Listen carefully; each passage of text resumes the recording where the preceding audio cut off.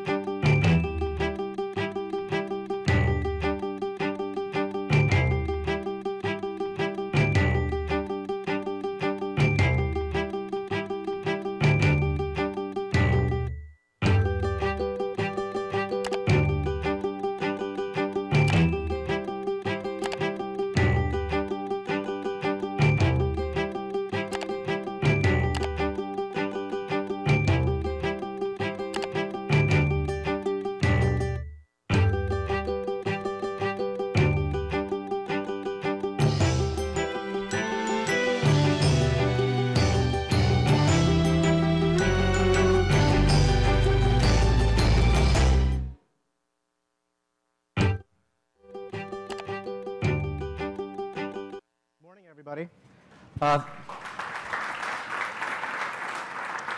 Thanks a lot, Randy, for that introduction. You know, it's a pleasure to be back here speaking with all of you again. I find this event sort of one of the most advanced in terms of thought leadership, and really prescient in terms of talking about what the next phase of our industry is going to be all about.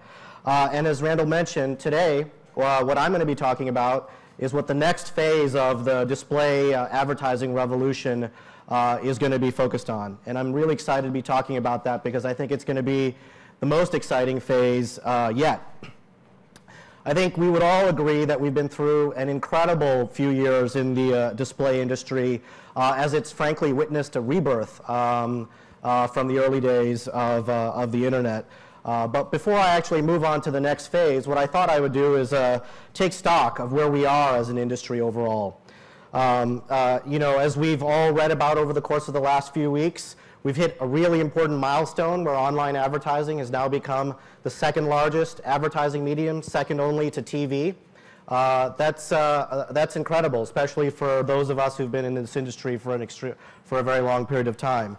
But what's an even more exciting fact there is that within online advertising, display specifically, which represents something about 40% of that industry, is growing the fastest at over 25% year on year. You know, if you think back to just a couple of years ago, that type of growth would have been simply phenomenal, and that's what's happening today. But enough of the sort of patting ourselves on the back.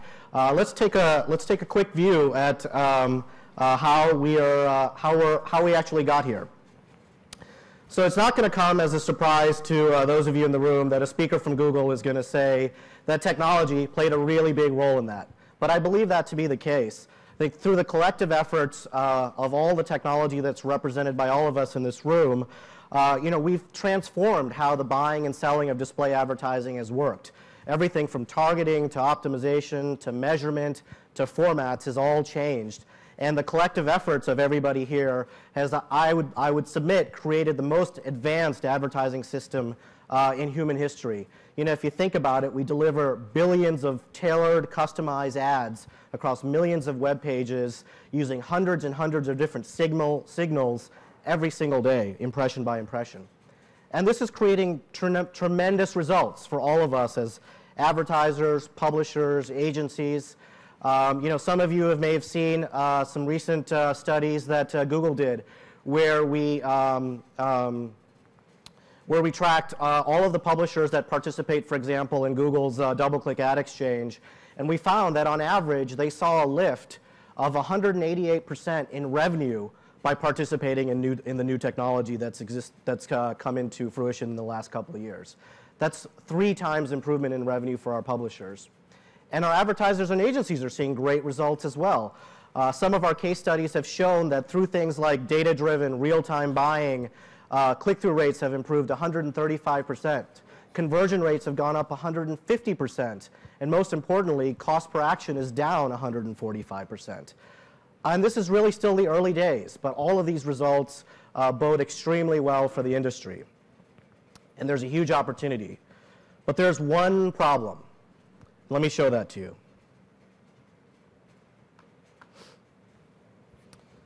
So I think many of you in the room will remember the Ad Age 2011 audience buying guide.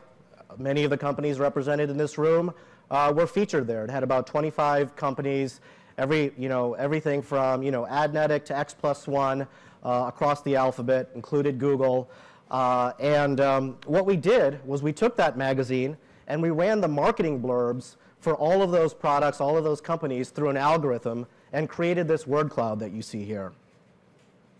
Now, the marketing departments of all these companies aren't stupid.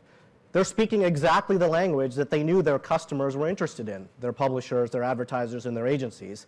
And it was a conversation, as you can see here, that focused on things like inventory, reach, precision, efficiency, data. These are all great things, and we're all saying the same thing in the industry, and we're all professing to be able to do some subset of these or all of these. But I would submit to you this morning that there's one thing that's critically important that's missing, one word. Users. Think about it. Advertising has always been about connecting with users, and where do you see it on this chart? Well, actually, if you look really, really closely, you can see it in the top left-hand corner. You need something like a magnifying glass or something to actually see it, but it's actually there. I find this to be incredibly significant. Users, I think we would all agree, need to be front and center, because otherwise we're frankly not doing our jobs, because we're not making those connections, those emotional bonds with the people that are actually seeing these advertisements.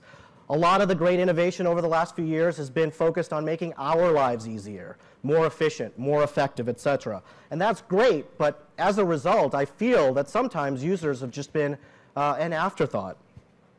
We did a survey recently, a YouGov survey of more than 1,000 online Americans, where we asked them what their favorite ad formats were. And when we got the results back, they were pretty surprising. We found that display advertising was slightly behind other advertising formats like glossy magazine ads, skywriting from airplanes, or ads in movie theaters, all formats that have been around for over 50 years. Think about that. The only format that has sight, sound, motion, and interactivity was behind all of those formats.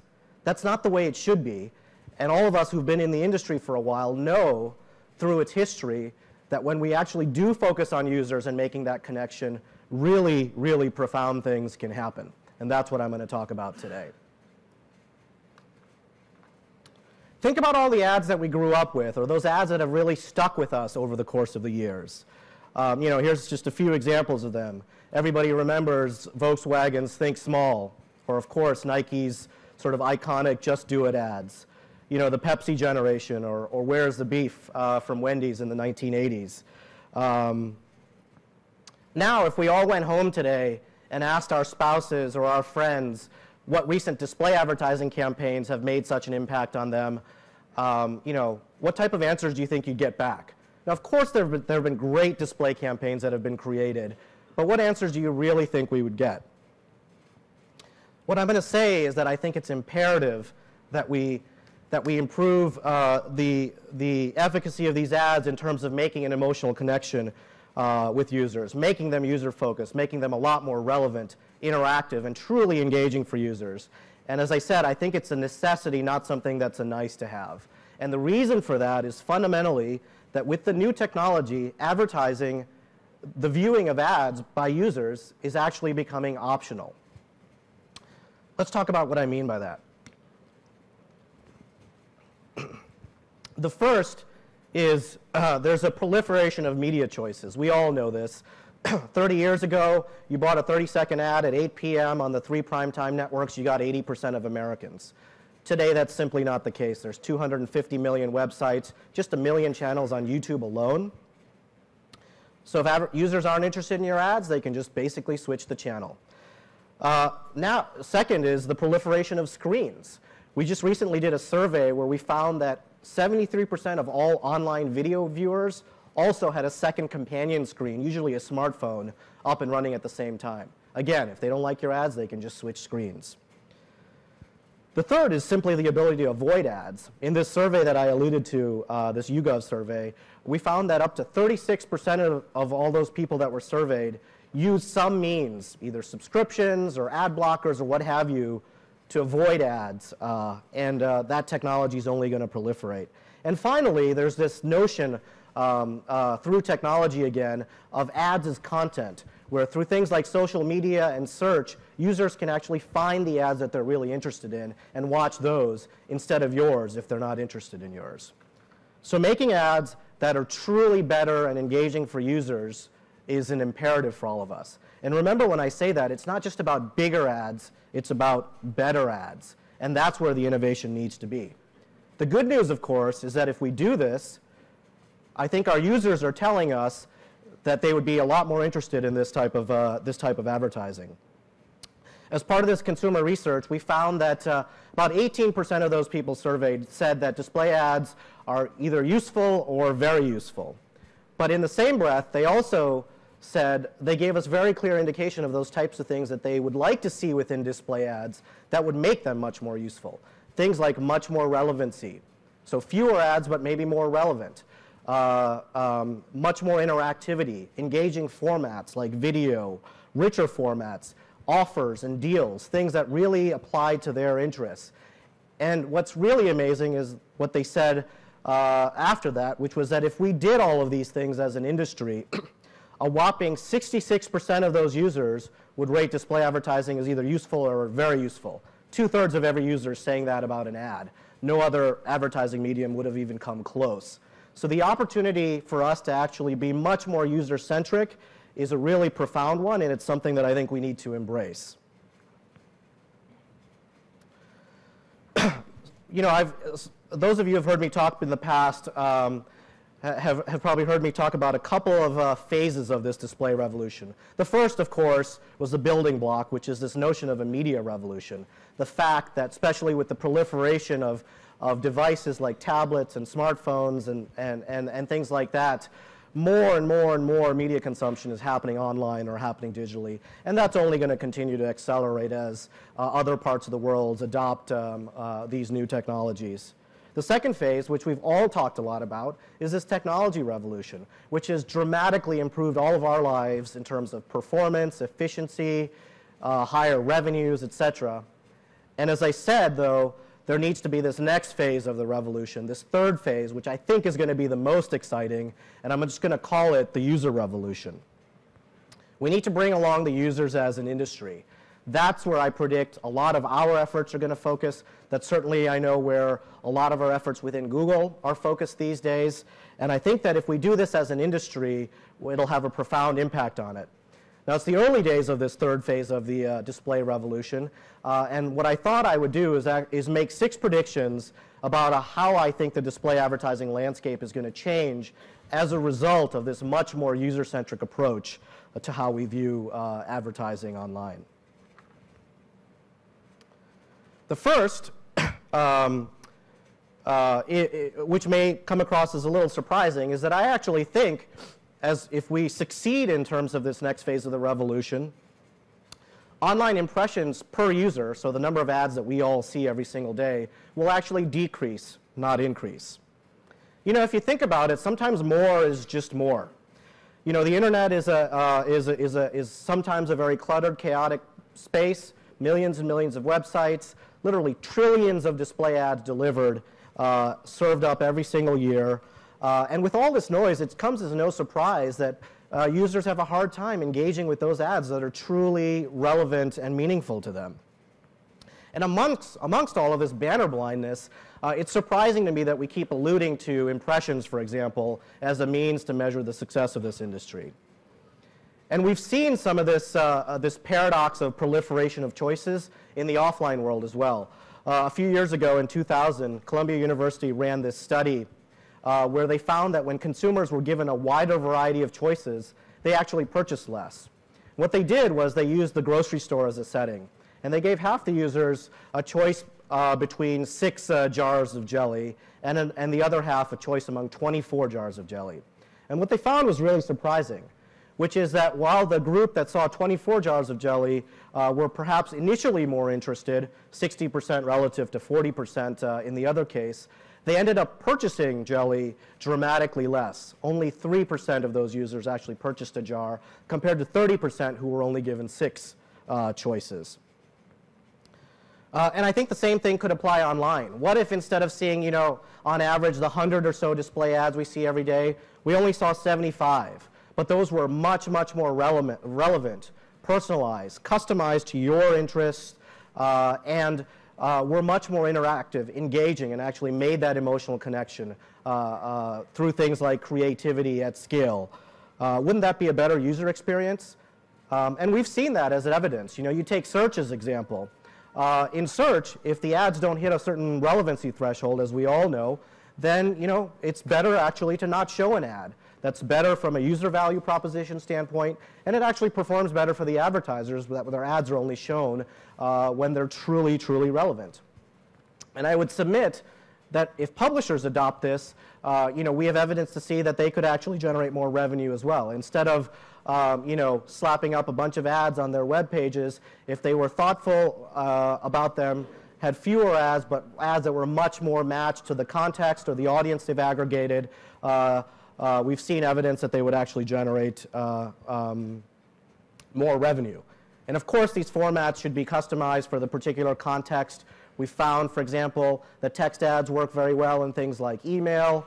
A 30-second unskippable pre-roll doesn't work that well in short-form video. Graphical rich media ads work extremely well on a number of types of websites. So the format, of course, is important. But the transformation that I'm fundamentally talking about, it goes something like this.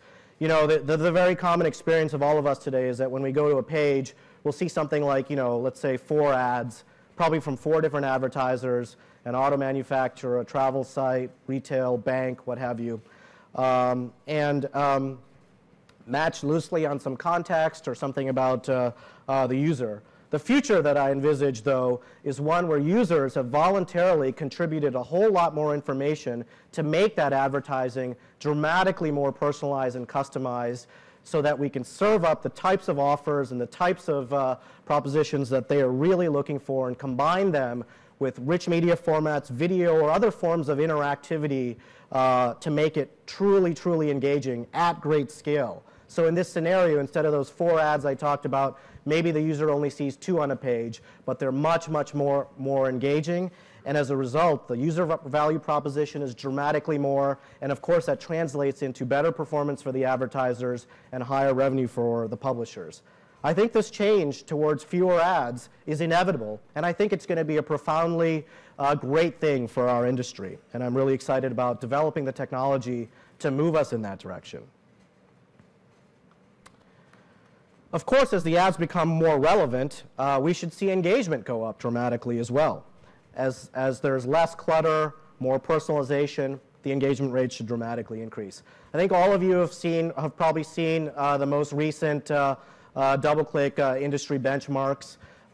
There was, you saw the usual studies in there, click-through rates of something like 0.09%, rich media a little bit better, around 1%. Interaction rate somewhere around 2.3%, and interaction time sometimes around 9 seconds. That's interesting, but what's more interesting to me is that those numbers haven't really dramatically changed over the course of the last 3 years. What I'm predicting, though, is that through this next phase of innovation, those engagement rates across all ad formats are going to increase by 50% across the board. Not just for certain types of rich ads, not just at certain times or in certain circumstances, but across all display ads, everywhere, all the time. We all know that relevant, more attractive ads perform better. Google, as you all know, acquired a technology called Terracent, which customizes ads based on the user's interests, the website they're on, their demographics. their location, what language they speak, even what the weather is outside. And the results are pretty impactful. Things on the order of 2 times increase in click-through rates, 2.5 times increase in ROI for the advertisers. But what's important is that it's not just about customizing the ads, it's actually tailoring the ad formats themselves to the devices through which that content is being delivered. And I think mobile advertising is the best example of this. Mobile phones, as we've all said before, they're like little supercomputers that you carry around in your pocket, and they can do incredible things. Imagine you're sitting on a subway, or you're just walking down the street, and you see a billboard for a product that you're interested in. Well, now you can just hold up your phone, capture a picture of that product, and instantaneously get a lot more information about it. Maybe it's an interactive game. Maybe it's a video about that product. Or maybe simply it's a map that can show you which store to buy it at on your way home from work that day. And users are engaging in these types of ads in droves because they're fun, they're informative, they deliver real value. And rich media ads in general on mobile devices are growing extremely fast as well. In fact, over half of the top 50 brand advertisers that work with us on our AdMob network use these types of ads. As an example, Volvo's S60, when they launched that car, the ad unit that ran was one where users could see a 360-degree view of the car that Volvo was advertising. Now, that's really interesting, and the click-through and interaction rates for these ads were through the roof, which is great, of course, in terms of performance. But what I found to be the most sort of insightful nugget in there is that when users clicked and interacted, they did that on average for about a minute. Compare that to the 9 seconds that I said before for traditional display ads, and you can see the amount of opportunity that exists in terms of increasing the interactivity and engagement that we get out of users. Tablets are another great area of innovation, not simply because traffic on tablets going through the roof. We've seen something on the order of a 300% improvement or growth in traffic on our AdMob network that's coming from tablet devices. So it's not just about traffic, though. Users love these larger devices, the high-fidelity screens, the ability to kind of touch, tap, and swipe and interact. And if you think about it, a tablet that you're holding on your lap is, from a perspective standpoint, is the equivalent of you watching an 80-inch TV screen in your family room. So it's no wonder that the amount of ad interactivity that you can get and engagement you can get on those formats, those tablet formats, is tremendous. We're making a big investment there. I know lots of people in this room are, and some of you may have seen just a couple of weeks ago we launched a number of formats that were specific to tablet devices that took advantage of this high resolution, and the results have been pretty great. Let me show you a couple examples of what I mean, and both of these are formats that I'm extremely excited about, but I think they're just the beginning.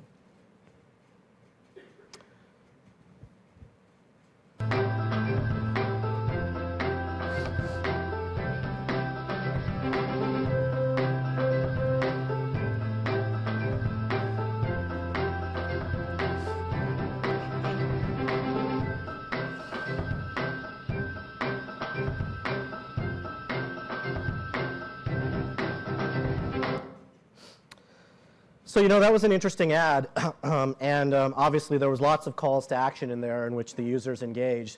But I don't know if you noticed that at the top left-hand, upper left-hand corner of the ad, there was a little button that said replay.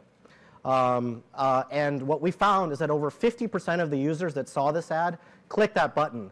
They clicked it over and over because they wanted to see Thor using the hammer to break through their tablet screens.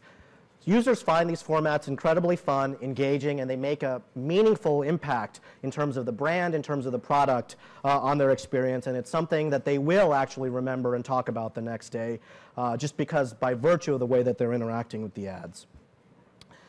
The next example that I'm going to show you is one that I think is even more interesting because it actually combines the power of desktop display with mobile and tablet devices.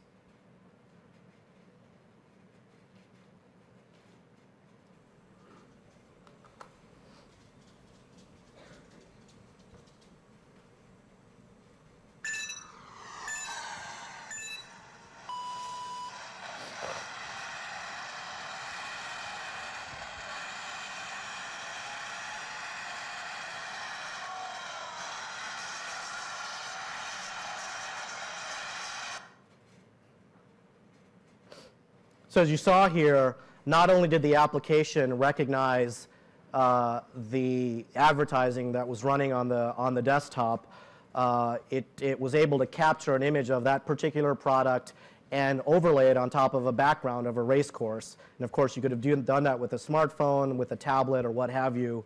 Users love these formats. They're fun, they're engaging, they're creative, and I think we're going to see more and more and more of these, which is extremely exciting. And these are just really, frankly, the tip of the iceberg. If we're having this conversation in a year, I would imagine hundreds of these types of examples. The next thing I wanted to talk about, which is related to some of the comments I made before, is a prediction about control.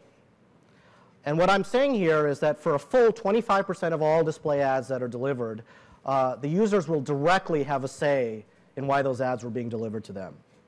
And I think this is important because users are expressing the desire to have more control over these ads, either in terms of skipping or not skipping the ad formats, in terms of updating their ads preferences so that the ads are better customized to their interests, or even signing up for different types of display ads like offers and deals. We all know what the promise of video is in terms of sight, sound, and motion. What we have learned over the course of the last few months is that when users choose to watch a video ad, it's a lot more valuable for the advertiser than when they're forced to watch it. On YouTube, a few months ago, we launched a format called TrueView. And the idea here is that within a couple of seconds of that video ad playing, a little button pops up, and the user can skip the ad entirely if it's something that they're not interested in. Now, of course, when we ran these formats, impressions went down a lot because lots of users skipped the ad. But also, lots of users watched the ad. And those users that watched the ad were incredibly more valuable for those advertisers. And as a result, the advertisers, of course, were willing to pay more because those users were, through an affirmative action, essentially saying that I'm interested in your brand, I'm interested in your product, and I want to engage in it.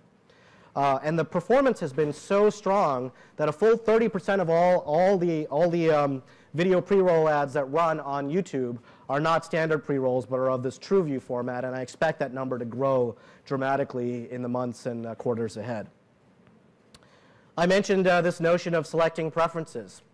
A couple of years ago, we launched a product called Ads Preferences Manager, which, with the click of a button, users can go to and choose the types of things that they're interested in, customize them. So if you're interested in adventure travel, you can indicate that. If you're interested in NBA basketball, you can indicate that, and the ads will be tailored based on that interest. And what we found as a result of that is that when users went to the Ads Preferences Manager, whatever their original intention was, for every one user that opted out of these interest-based types of ads, a full 7 didn't opt out but actually customized their interests so that the advertising that they actually got was much, much more catered to what their actual interests were. And I think that's a really powerful signal that all of the consumers are sending us in terms of the relevancy that they would like to see. And I think that's, and it's great to give them that control. And I think that's going to be a very common feature of all display ads in the next 5 years. The next piece that I want to talk about is something that we all come back to, which is measurement. And the point here is we've all talked about getting beyond the click, getting beyond the impression. But I think that if we're going to have a much more user-centric approach to our advertising efforts, the metrics need to change in a profound way as well. And I'm going to give you 2 examples of these. We've talked a lot about how users engage emotionally with ads. Well, we need to actually find a way of really measuring this. And at Google, we're focused on this very aggressively, and I know that a lot of other companies are as well.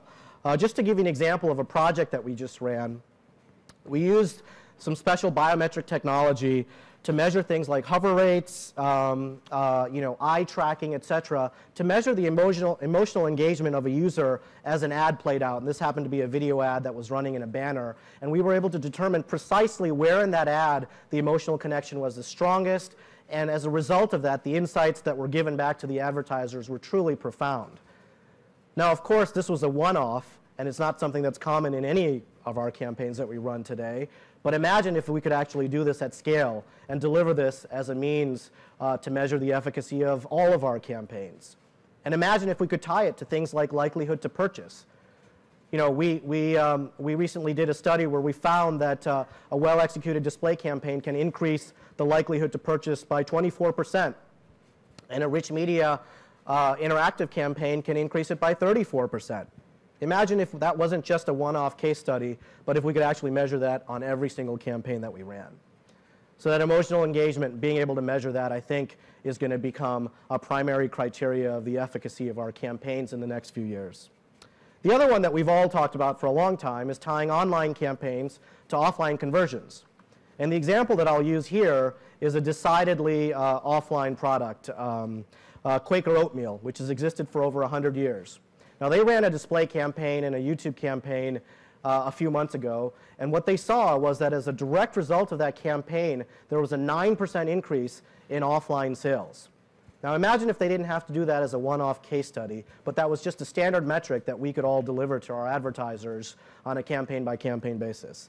The prediction that I'm talking about here is saying that for well over a third of those campaigns, that's in fact going to be the case. The primary metric won't be an impression or a click or a conversion. It will be something on the order of measuring emotional engagement with the consumer or directly tying it to offline sales. And the technology to do that is coming into place. We just need to find a way to be able to do that at scale across all of our systems.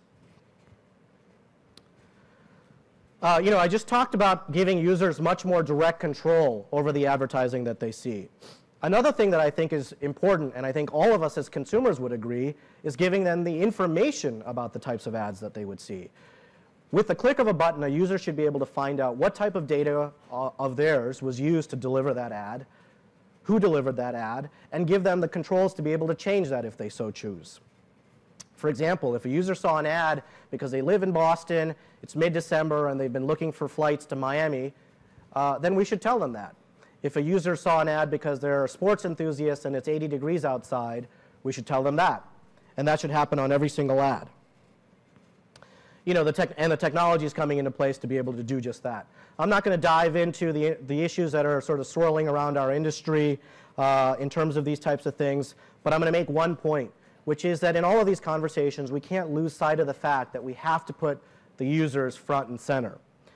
You know, when I go home, I know, for example, that my wife doesn't want to talk about all the industry jargon or be given, you know, another set of 50 controls to control how her data is being used. She doesn't care about third-party cookies or first-party cookies. What users care about is being told in very clear, precise terms how their data is being used and have very simple controls about how that can be used in the future. And that's what we should all aspire towards. And I think there's going to be a wave of innovation in this area in terms of capabilities, both integrated into advertising and other types of innovation that's going to allow users to do that. And we're going to have to do that as an industry as a whole. You know, I just wanted to pause and really applaud the industry's self-regulatory efforts around things like ad choices, which has a vision to deliver this type of information across all display ads on the internet. I think the momentum behind that is tremendous. I think we need to keep that up. And if we do that, you know, 25 billion ads a day are going to have this type of information associated with them. I think that's a goal that we can all feel proud aspiring towards, and the technology is coming into place to be able to do that. Now, if we do all of these 5 predictions that I talked about, it comes to my favorite prediction, which is that I think that nearly half of all users, if they were ever polled, would say that display advertising is their favorite ad format. As you heard me allude to a little bit earlier, I said today that number is something like 18% of all users say that display ads are useful or very useful. But as I said, if we did all of those things that were embedded in my prediction, that number would increase to something like 2/3, 66%. So it's not that big of a stretch to say that, you know, about half of those users would say that display is their favorite format. And I think that's all an industry that we'd be extremely proud to be a part of. So just to recap, the predictions that I've talked about are online impressions per users would decrease 25%. At the same time, engagement rates on those ads would increase across the board everywhere by 50%. Users will have a direct say, you know, a precise direct say in over 25% of the ads that are being delivered to them, up from, you know, minuscule numbers today. a full third of all campaigns will have a primary metric that's more than just clicks and impressions, whether it's emotional engagement, whether it's online to offline sales. 25 billion ads a day will have direct information about why that ad got delivered to the users. And if we do all of these things, well over 40% of users would say that display advertising is their favorite format. Some of you have heard me talk in the past about how I think we as an industry can get from a $25 billion industry today in a few short years to a $200 billion industry. I'm a big believer in it. I think it's going to happen. It's the reason why we at Google are investing so heavily in display advertising. And these predictions I would submit to you today are going to be mileposts along the way as we achieve that steady growth from the size of the industry today to that overall vision of $200 billion in the course of the next few years.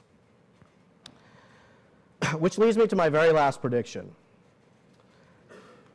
That prediction is that if I were giving this talk, 4 or 5 years from now, instead of that word cloud that I started this conversation with, I would submit that the Ad Age word cloud would look something like this. And if we're able to pull that off through all of the next wave of technology innovation that's coming, I think we would have achieved something as an industry that's truly monumental and profound. And at Google, we look forward to partnering with all of you to make that happen. Thank you very much.